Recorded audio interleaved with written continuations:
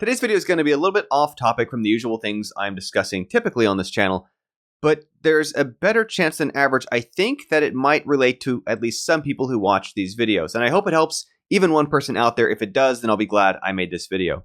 I'll be talking today about neurodiversity or neurodivergence, in particular autism and ADHD, although there are other things that also fit under the neurodivergent umbrella. Those are the ones I'm most familiar with, from colleagues, from classmates, from people I've worked with, from people on my podcast, as I'll mention in a second, from my own experiences. Now, a couple things I think that have often been coming up in patterns I'm discussing this stuff, which usually is for me a sign I should make a video. When the same points and conversations keep coming up in different contexts, I'm like, well, then it's not just a one-on-one conversation. Let's invite more people into this way of thinking about it. And where it begins for me is actually probably 15 to 20 years ago. So the person who I was seeing at that time was a person who was training to become a therapist. Now, she was not professionally a therapist yet. Obviously, I'm not a mental health expert. At no point in this video am I claiming any expertise or even by reference to this other person. Just having a conversation with her, and she was not my therapist, but she was my significant other at the time. I was just asking kind of a high-level question about, I had noticed a pattern among people in my computer science classes, people in my science fair groups, people in circles I was often in, including to varying degrees myself, signs of neurodivergence. And at the time, I was referring mostly to autism or ADHD. But I was asking, should I be worried about that, concerned about that? Should I seek diagnosis? What was her thought, even at a high level? Should I try to have this conversation with a therapist? And, she kind of started, just like I did there, of a bit of a disclaimer of like, clearly, not your therapist, this is not therapy. But just as sort of a casual two people talking about this sort of thing, the first lens she had me think about, and this was 15 or 20 years ago, was, okay, well, look at it this way. Are you having a really hard time without accommodations in school, or in the workplace, or in maintaining social relationships? Because if not, as these terms were mostly being used at that time, you probably wouldn't get a diagnosis at the time. And this is a shift, as we'll talk about in a moment, about how these terms are increasingly being used today. And I think it's a move for the right direction, but it explains so much about the dynamic at play here to think about the fact that even 15, 20 years ago, which is very much obviously in our lifetimes, it also means especially for basically my parents' generation, or even the generations between them, and including many people in my generation, to them, part of the stigma that they might have associated, you would only be diagnoses if you were having special accommodation needs in school and work or your social life.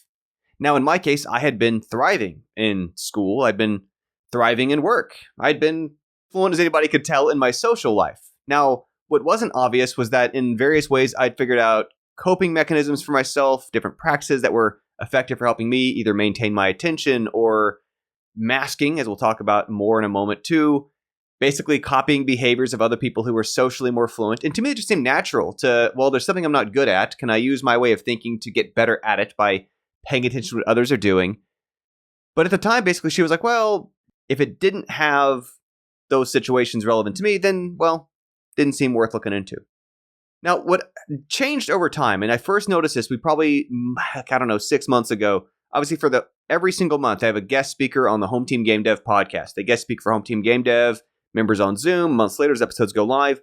And we've had several people who I didn't need to call attention to, this is not the focus today, but you'll hear right in their episodes, mention their autism, mention their ADHD, mention neurodivergent traits that they're professionals in industry, they're in our social circle and stuff, and they had no hang-ups or stigma like I did growing up, and there's some of these people maybe 10 years younger than me, just even half of a generation difference, where they're talking about these things very comfortably and about navigating how that affects their professional life or about their experience of the world around them.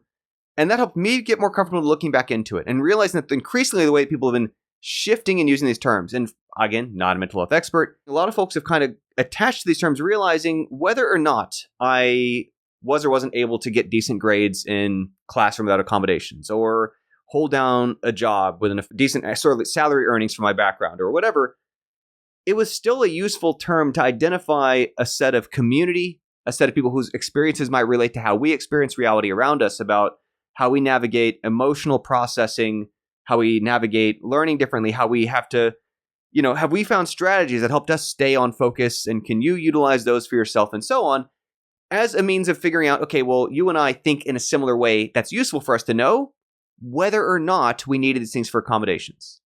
This also comes up a lot increasingly in where I think this came up recently on a B-Sky discussion, was people talking about diagnoses, and especially they're late in life in terms of they're after their school years. Should they be thinking about this, worried about this stuff, etc.? They're unsure.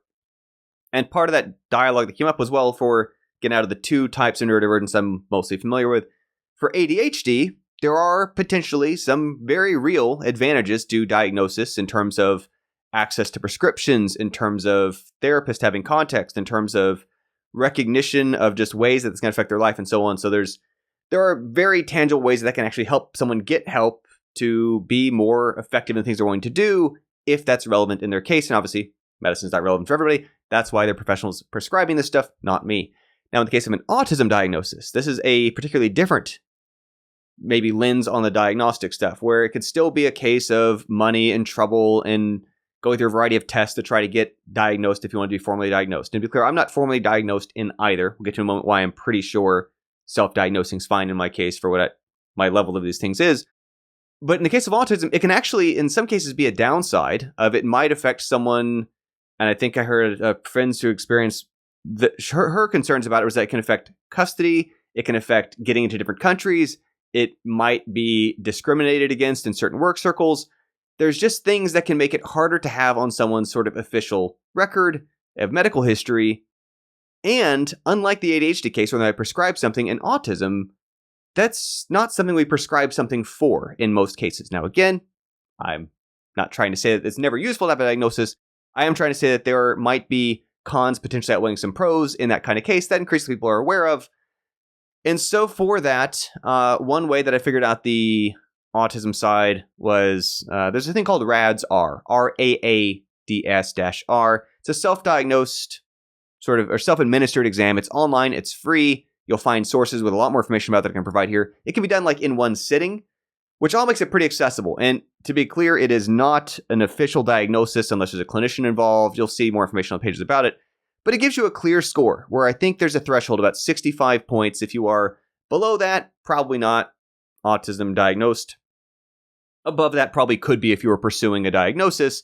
But again, it would depend on other factors and context, and there's reasons for that. But they can give you a scale for a lot of people in my social circles who've done RADS-R, myself included, well exceeded the 65 threshold. And we're like, And part of it still made it a helpful thing for us to go through that exercise, even if we're not seeking a signed piece of paper from a doctor or accommodations in a workplace or something. It still helps us recognize, then again, community of challenges of how people have navigated these things together. And you'd be surprised, even though on the one hand, again, it's sort of not very subtle, but part of what happens in my case, and I think a lot of other people who find ourselves realizing kind of later in life, who are part of the neurodivergent community, is that we've often been self-selecting into groups who are also disproportionately relative to the rest of the population, also neurodivergent. So when I mentioned earlier, a lot of my classmates in computer science at Carnegie Mellon, a lot of my circles socially of other people who are really into video games, a lot of people who, in a variety of paths in life, in my career, my coworkers, in the game industry in general, and as a teacher who particularly works with people who often were maybe having a hard time getting themselves to do the things they meant to do, thus some of my productivity materials and so on, realizing how I was so often surrounded by people who disproportionately, again, not saying all, it's not how this works, but disproportionately seem to also share some of these traits. So I didn't think twice about the fact that I felt like, I don't know, hyperfixation was part of my relationship to learning, or that just masking was part of the social experience. Or again, we even start framing things in very generic ways. It's like, well, introverts feel drained when they're around other people. Am I drained around other people because I'm masking, because I'm acting the way I saw my brother act in social situations, because that's how I saw him succeed in parties and things? And so it helps kind of like, these things can click. And I brought it up with one of my significant others, and it felt like that one of those moments where there's just this epiphany of the pieces clicking into place of like, that explains so much. Just little things, right? Little things that before it just seemed like, oh, Chris just finds certain materials kind of bother his skin, right? Well, it turns out that's one of the things that occasionally happens among people who are this, I think, flavor of neurodivergent is one way I've heard a therapist refer to it in casual conversation, of different versions, different forms it can take for different people. So there's no universal necessarily, but it's not uncommon for that to be a little signal of like, oh, yeah, okay, that could be explained that way. Another reason why it's helpful to go through that sort of testing exercise was to realize that there's things I can change about myself, right? I can work on my fitness. I can learn a subject, I can do certain things. There's also ways I can work on my personality to be how I want to be. There are also things to recognize might be more against my grain to try to do. And again, this is where that masking stuff comes into play. And I know used the term a couple times and kind of alluded to it, but in case it's not clear, masking is basically, it comes from a place of I, like a lot of people with neurodivergence, have been in situations, especially just growing up, and whether it's in our family, whether it's around friends, whether it's at school, whether it's in a workplace, realizing that if I kind of tried to be a little too much myself, I felt rejected or like I wasn't fitting in or alienated from it. And so I started sort of trying to adapt by figuring out how do they want me to be, and then figuring out how to shape my behaviors and my words and my attitudes and my expressions around that they are working and talking and presenting themselves to. But realizing that those are things that we're doing that take additional effort, that can wear us down, it became a signal to me that if I'm in a relationship, just for example, or a job role where a point of high friction is a thing which I could try to compensate for by masking, it might be a signal to me to, can I instead move my life path in a different direction where realizing I may not have as much ease at changing that about myself as some other things that are, again, kind of more within my control. Now, everything I want to acknowledge to an element of privilege and my comfort talking openly about these things.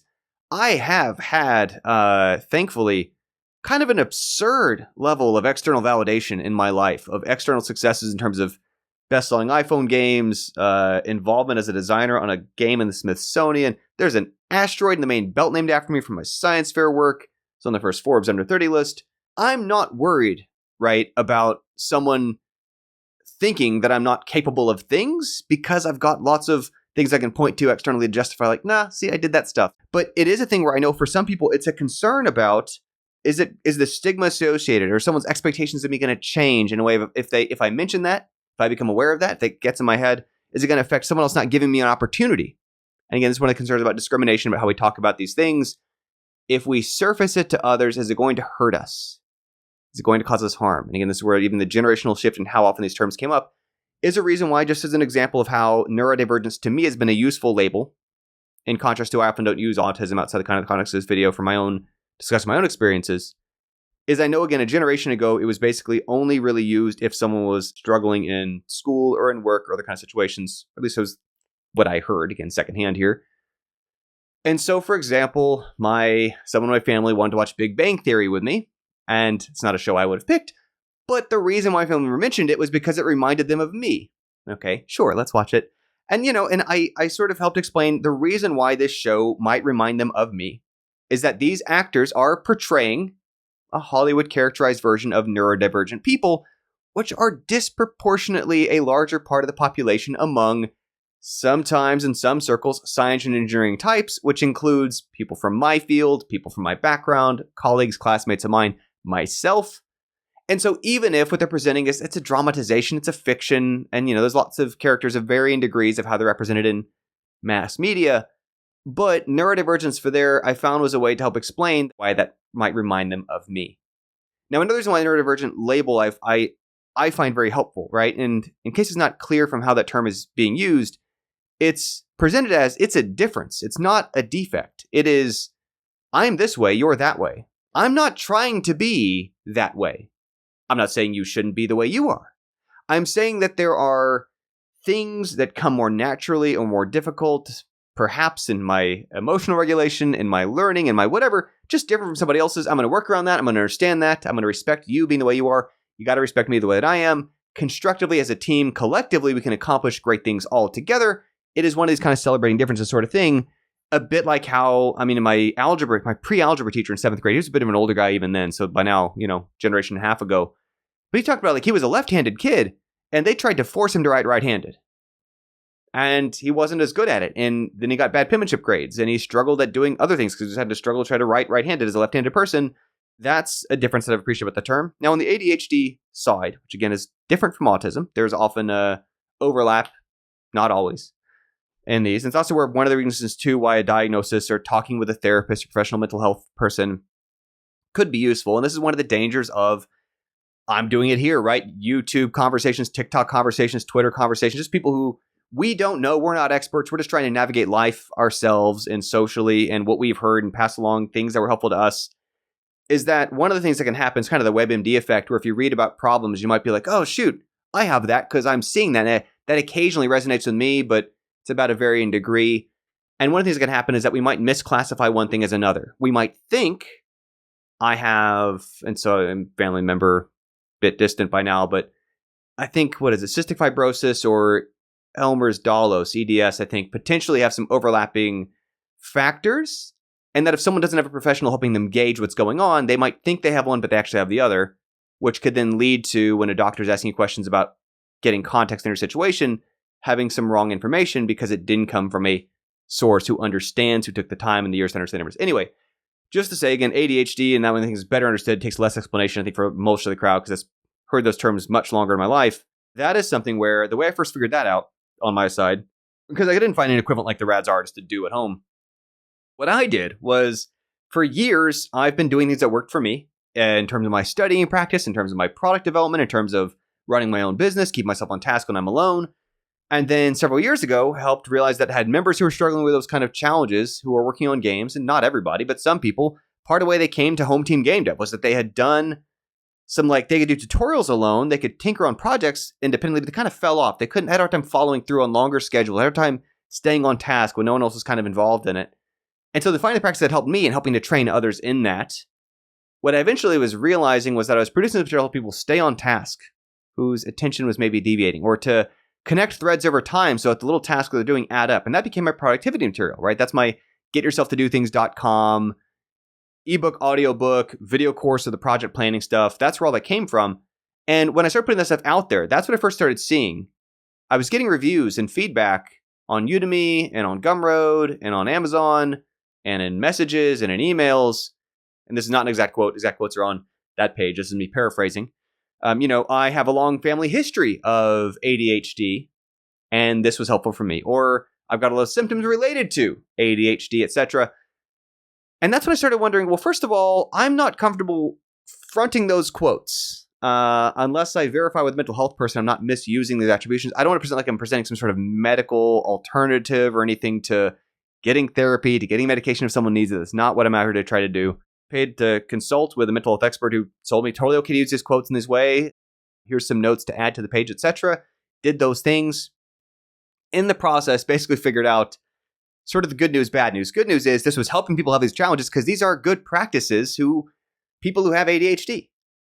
And I say bad news. Part of the other news was figuring out like, well, that's probably a sign I almost definitely have ADHD because I had been for so many years of my life figuring out some practices for myself to kind of make up for, to compensate, to work around just how I work, how I think, how I'm wired, how I experience reality around me. Okay, that makes sense.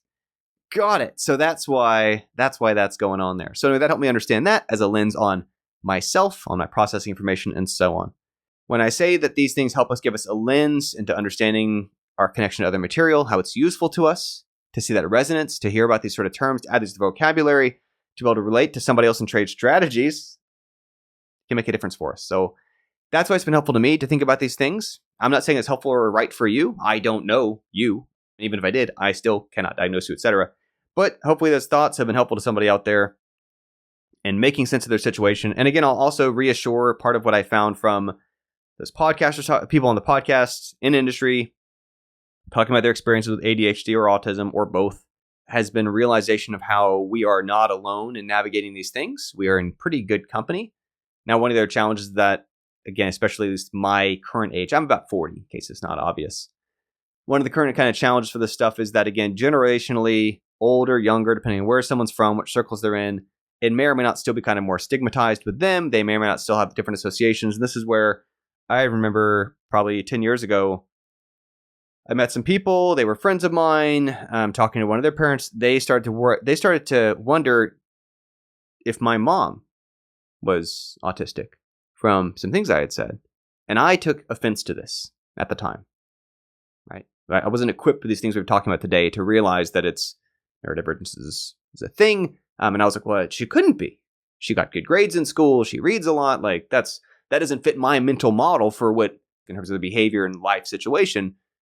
And now in hindsight, I'm like, yeah, I'm almost certainly got some of these things from my mom. There's no negativity there. I'm happy with how I am. I'm living my life. I'm thriving. And being more mindful of that embracing that, leaning into that, knowing who I am, understanding who I am has been helpful to me. Anyway, kind of repeating myself in circles here. Hopefully it's been helpful for somebody out there. I'm going to stop talking about it for the day and see if y'all have any thoughts in the comments. And if not, that's okay too. I will then throw out there a couple other points, like I mentioned, throughout my productivity material, which literally people have showed up in the reviews. And this is not, autism, ADHD, neurodivergence are not mentioned at all in the content, in the materials, in any way, in the audiobooks, the ebooks, the video course, because it wasn't really built with that in mind. It was about staying on task. It was about following through on longer term projects. It was only when I put this stuff out there, started getting reviews and responses back. One of the most ADHD-friendly productivity courses I've ever found. And that one comes to us from Diana, or Corpy, on Twitter. You'll find out the different ways it's packaged at getyourselftodothings.com. And again, this is trying to offer some tools that were helpful to me. Not saying they're specifically for these things, but they have been helpful for people who are having these challenges, including also find on the page big chunks of preview material for the audiobooks and for the video course. If you're curious to check them out, get a sense for what it's about, doesn't cost any. Click a button on that site. You can hear or listen to or watch, get a sense for what the gist is. Anyway, that's it again. Thanks for following along. Again, I know it's outside the usual topics for this video. It's been an important realization for me to untangle the past couple years to figure out. It's been helpful for me. Catch you on the day. Bye for now.